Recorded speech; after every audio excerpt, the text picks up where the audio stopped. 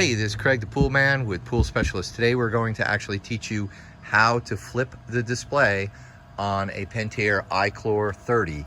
So if you notice, I've got the water coming out of the multi-port, goes down through the cell, so it is actually in the correct direction. You can look at the arrow there and you can line it up with the water flow. But if you look, the actual display is upside down. So what I'm going to do is flip that over.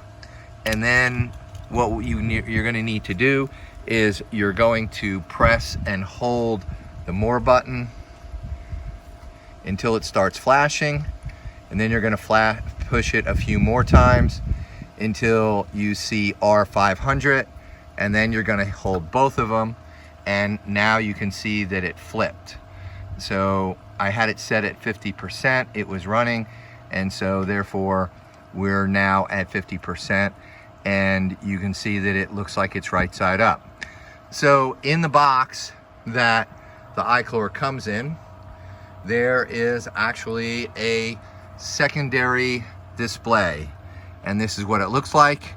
And so what we're going to do is we're going to peel the back off, and then we're going to actually just line it up here and put it on there. And the important thing is you do not take this display off, you leave it on. That is per the instructions of Pentair. So I have peeled the back off, and now we're going to line this up the best that we can.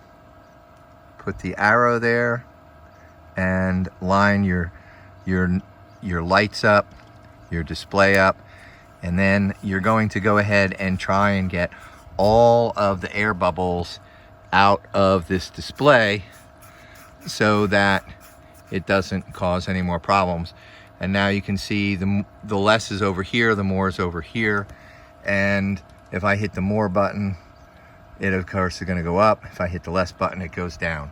So it's as simple as that to go ahead and switch this. Make sure you put your cover back up, and that's all there is. Thank you for watching. If you found it educational, please drop us a like and have a great day.